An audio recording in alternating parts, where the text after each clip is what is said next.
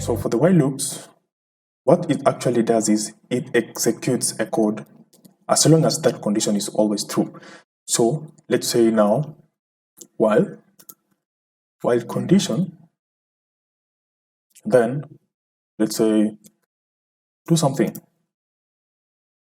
So something like while your car still has fuel, then you can continue driving. Great. So that's how actually the while conditions work. So we can say maybe like while, then you now declare maybe a variable. So let's say we now have while our x value is equal to maybe like, let's say 1. Yeah. So then while x is less than maybe let's say 5, then maybe you want to print something. So maybe like print hello. So let's say maybe let's just include the number. So hello number. Then let's add x here. Then while that condition is true, so if you don't actually be careful, you might end up in an infinite loop. What do I really mean? So we find that x is equated to 1. So and 1 is less than 5. So if you don't break out of this loop, if you don't increment the loop, so then you'll find that this will now be an infinite loop, and it will actually take a lot of your memory because it runs without stopping. So what we want to do now is we want to increment the value of x. So x equated to x plus 1. Then now the loop is done. So we can maybe print like something like let's say done executing. Now let me explain this quickly. So we are starting at a value value 1. So while 1 is less than 5, that's a true condition. Then print hello world, and then we now pass in the number.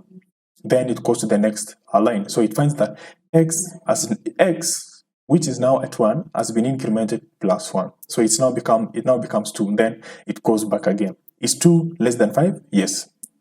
It prints the same. It now checks here. It adds another 1. So it becomes 3. Is 3 less than 5? Yes, it prints. Goes back 4 until 5.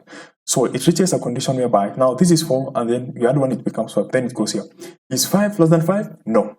Then it doesn't print anything and doesn't increment anything, and then it goes now out of the loop. So to simplify this, you can just use the argumented. So the argumented, so on. So you can just say plus equal to 1, not plus 1, plus equal to 1. So this is actually the same thing.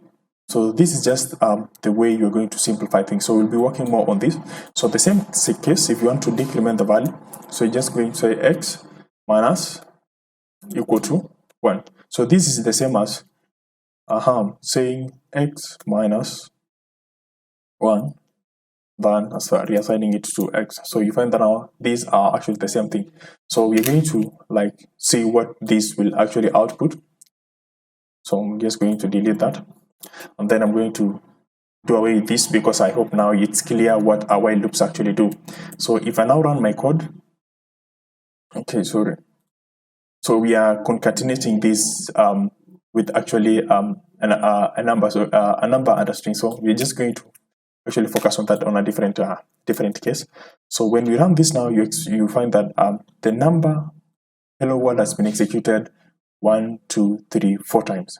So because 5 was not included and we started at 0 at 1. So if it had started at 0, then we'll have 5 values from 0, 1, 2, 3, and 4. So let's have another maybe scenario. So let's say we want to print something, use an asterisk to print maybe shapes like a right angle triangle. So we're going to declare maybe, so that we can, now let's start from 1.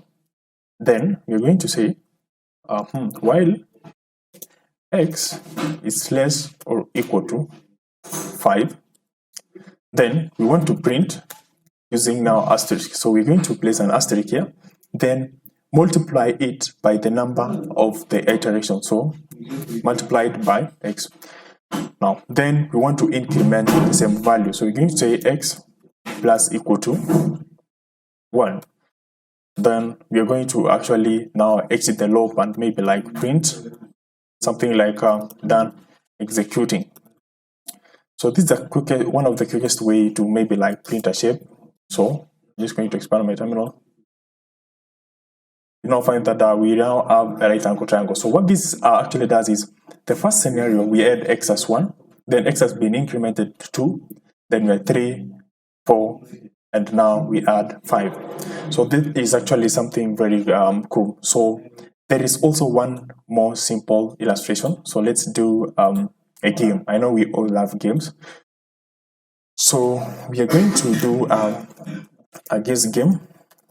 So we want our user to enter a number, and then we are going to predict if he actually has guessed the right number. So we are going to start with so we are going to have a guess, our guess number. So let's say we have our guess number as 5. Then we are also going to have a number of limits. So let's say guess count. So this will help us to count how many times a user has actually guessed the number. So then the next one is, let's now have the guess limit. So let's set our limit to maybe 4 guesses. So if the user, then we're going to increment the range. So if our user guesses the number 5, then we print to the user you won. Then we are using the guess count to make sure that we start from 0. Then we are also using the guess limit to make sure that if he guesses more than 4 times, then we consider that as a loss.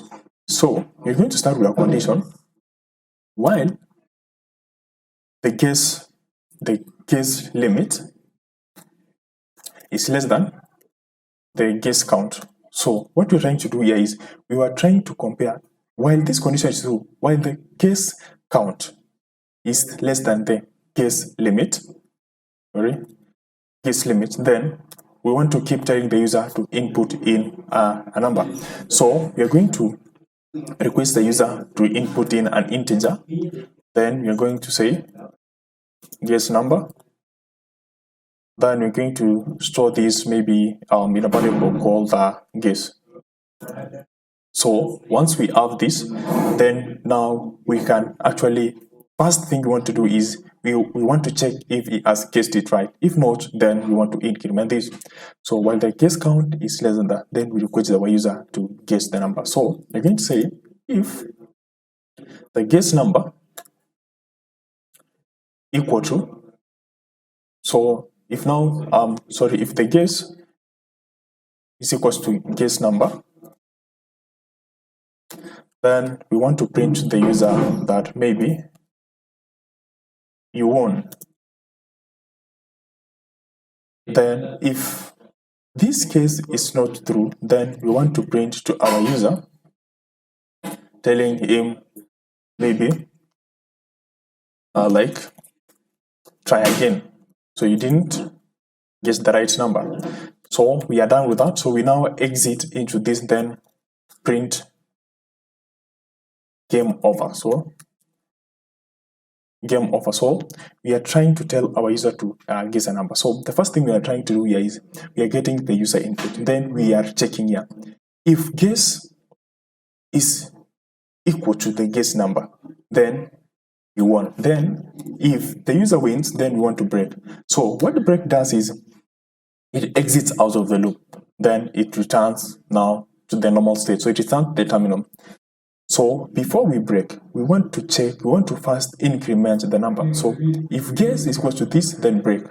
Else, we want to tell the user to maybe try guessing. So we want to actually like now input in our new statement here. So we're going to say we are going to increment the number of the guess count. So you're going to say the guess underscore count plus equal to 1. So we are trying to increment this guess number. So once the user actually enters this, then we are going to check, then we are going to print. So let's run the program. So run without debugging. Then we are going to see, now let's first make wrong guesses of the right guess. So 4, 3, left, right guess is 5. Wow. So it exits out the terminal, telling me that now we are out of the loop. So we are breaking because we've actually gotten the right answer. So what happens again in a scenario whereby we keep guessing more than the number of counts? So let's say 3, so I keep casing 3.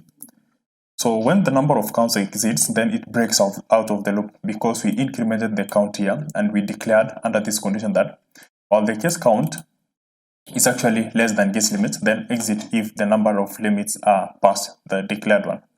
So that was very quick. I now have an exercise for you. So I have a program. It's called the generator game. So I want you to see how it works, then figure out how you're going to code this project. So let me just clear my output. So the thing about the generator game, so it gives you a keyword for help. So if I type help, then I have all this. So when I type start, the generator powers on.